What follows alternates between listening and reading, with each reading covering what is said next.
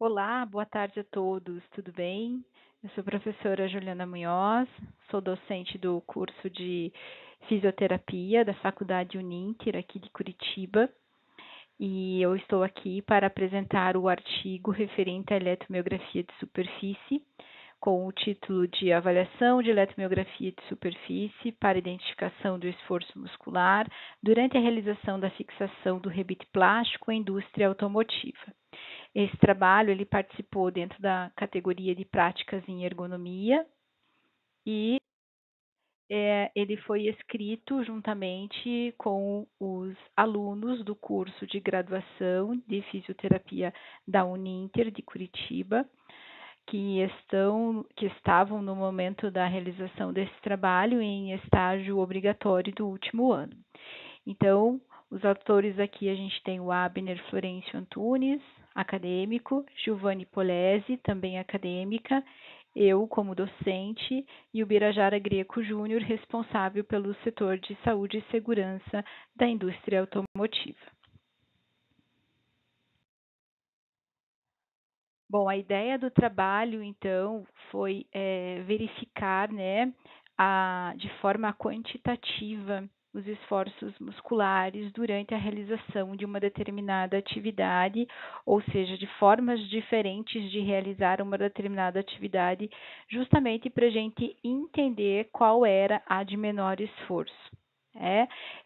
Na ergonomia nós temos essa busca incessante, né, por soluções de como avaliar, quantificar, e a gente entendeu que a eletromiografia de superfície poderia contribuir para esta condição de avaliação neste caso, tá?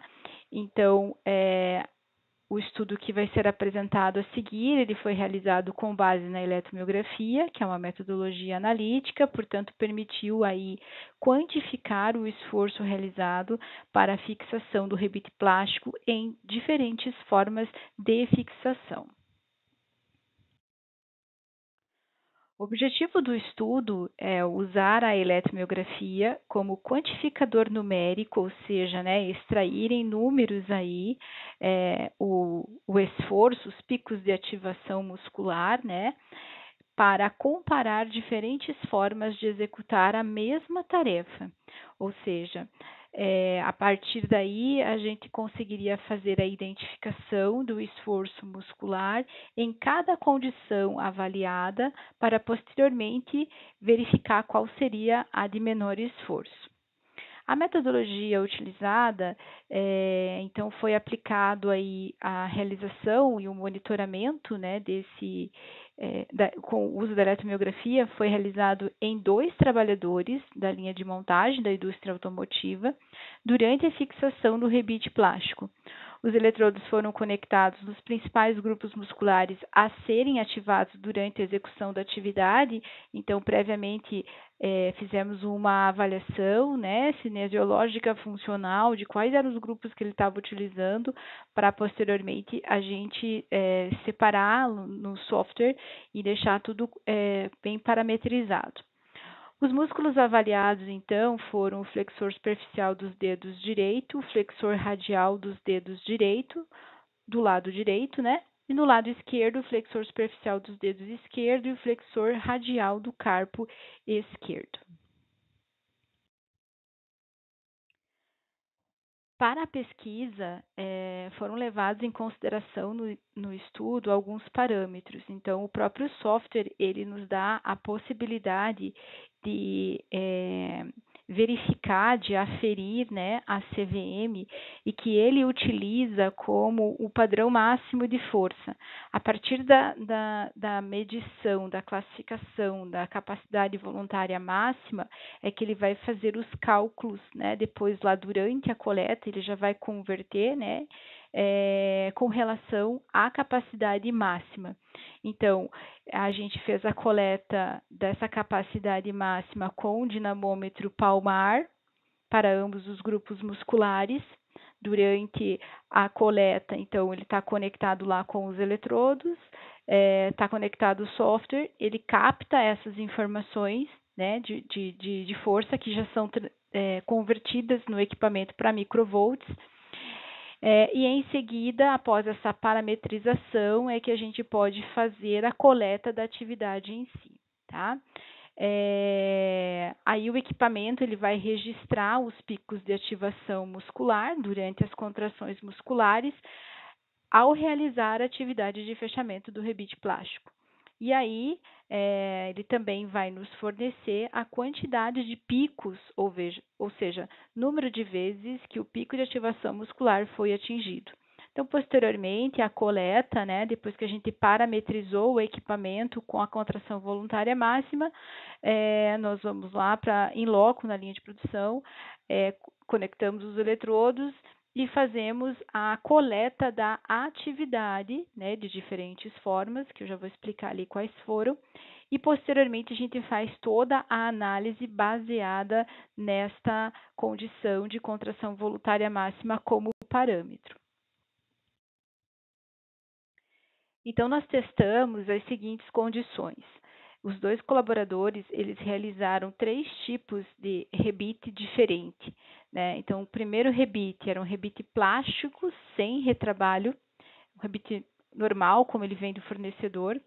O segundo era um rebite plástico com giro da haste, então eles davam um giro na haste para quebrar a inércia e tentar ver se essa possibilidade reduziria o esforço. E o terceiro era um rebite plástico com aplicação de vapor. O rebite plástico, ele é de plástico, então o vapor, pelo calor, ele deixa mais maleável o rebite. E a gente achou que isso poderia facilitar a fixação e diminuir o esforço na hora de fixar.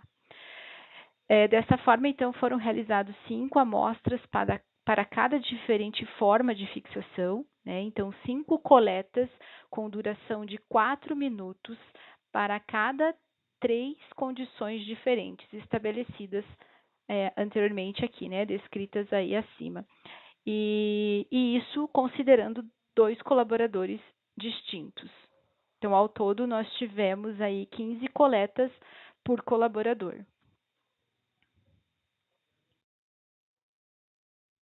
Ao analisar os dados posteriormente à coleta através do software, o maior pico de ativação muscular ele foi considerado e calculado a sua representatividade sobre a capacidade de contração voluntária máxima. Então, foi isso que eu falei, né, anteriormente. O próprio software ele usa como parâmetro a contração voluntária máxima, os resultados obtidos, né? E aí ele vai dar o valor do pico de ativação em porcentagem sobre a CVM, do que a gente coletou lá in loco, tá?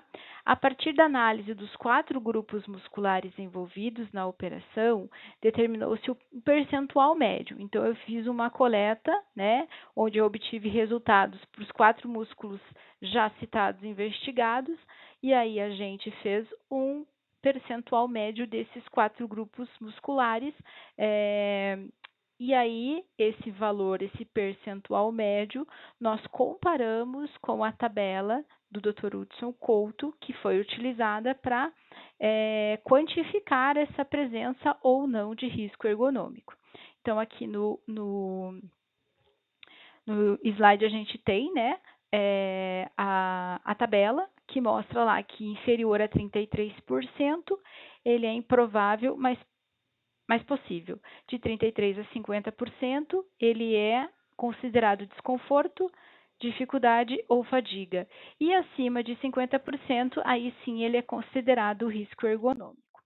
Bom, aqui estão os resultados, tanto para o colaborador 1 quanto para o colaborador 2.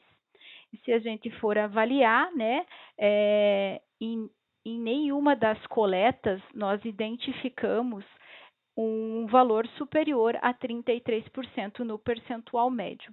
Somente quando a gente estratificava com relação a um determinado grupo muscular. Então, a critério de uma investigação mais acentuada, nós realizamos a contagem dos picos de ativação muscular somente para aquelas coletas, ou seja, para aqueles grupos musculares que apresentaram um valor superior a 33%.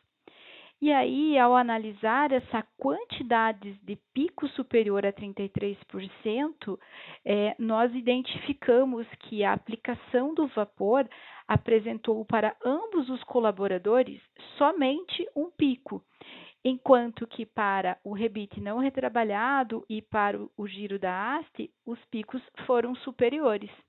Então, rebite não retrabalhado 7 e giro da haste 22.